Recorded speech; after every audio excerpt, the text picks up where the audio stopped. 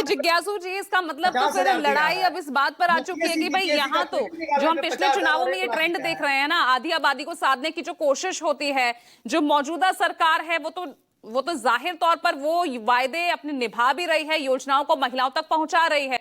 आप तो अभी उम्मीदों पर ही टिकी हुई राजनीति कर पा रहे हैं। देखिए, मैं इसको आधी आबादी नहीं, संपूर्ण आबादी कहता हूं, और उसका व्यक्तित्व संपूर्ण है, और समाज और देश को बनाने में भी वो अपना 100% निभाती हैं। जो लोग खेती किसानी के काम में लगे हुए हैं, उन परिवारों में भी महिलाओं से लेकर बच्चे तक वो हर काम में अपनी भागीदारी निभाते हैं।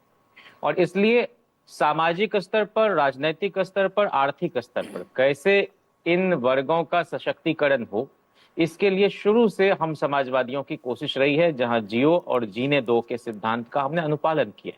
महिलाओं की स्थिति तब तक नहीं सुधरेगी जब तक कि महिलाओं के अंदर एक स्वावलंबन और उनको निर्णय लेने की क्षमता नहीं विकसित करने की एक स्वतंत्रता होगी, और उनको खरीदने की एक क्षमता उनके अंदर हो। मैं आपको बताऊं कि जिस समय अपने दुनिया पैरों में पर खड़ा होने की क्षमता यहाँ सरकार दे रही है, उनको अपनी जीविका खुद शुरू करने के लिए, अपनी चॉइस से शुरू करने के लिए 10,000 रुपए दे रही है, और इससे ज्यादा क्या चाहिए?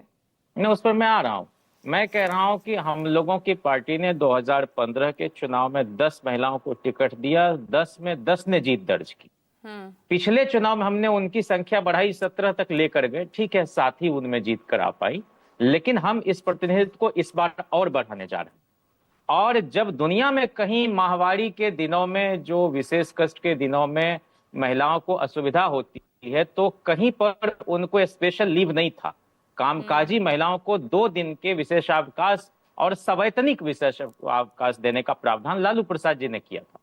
इटली वगैरह बहुत बाद में, और बहुत सारे लोग तो उसको अभी, इन्हीं की सरकार की एक अधिकारी है हरजोत कौर, एक लड़की ने उनसे सैनिटरी पैड की मांग की तो उन्होंने उसको डांटा, और पता नहीं आज ये मांग रही है, कल कुछ और मांगेगी, परसों कुछ और मांगेगी, इस तरह से।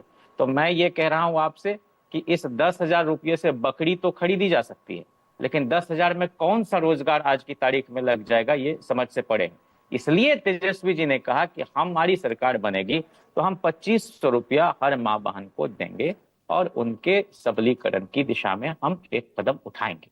लड़कियों की जहां तक बात है, तो पिछड़े, अति पिछड़े वर्ग की लड़कियों की पढ़ाई लिखाई के लिए हर कमिश्नरी में आवासीय विद्यालय खोलने का फैसला राबड़ी देवी जी की सरकार ने हर कमिश्नरी में किया। उसको फिर 15 में महागठबंधन की सरकार में उस विभाग के मंत्री तेजस्वी जी थे, उसकी स्थिति सुधारा, और पिछले 17 महीने में अनीता चौधरी जी राजद कोटिक मंत्री थी। अब तो हर जिले में वो स्कूल खुलेंगे। इस पर फिर भी महिलाओं का साथ क्यों तो यहाँ पर जेडीयू के साथ नजर आता है? क्यों ये कोर वोट बैंक जेडीयू का कहा जाता है? भाई केंद्र में मोदी सरकार के साथ वो महिला मतदाता खड़ी नजर आती है, और बिहार में नीतीश के साथ। मैं आपसे कह रहा हूं कि प्रधानमंत्री के घर को जाने वाली सड़क का नाम लोक कल्याण मार्ग रख देने से गरीबों का कल्याण उत्थान नहीं हो जाता।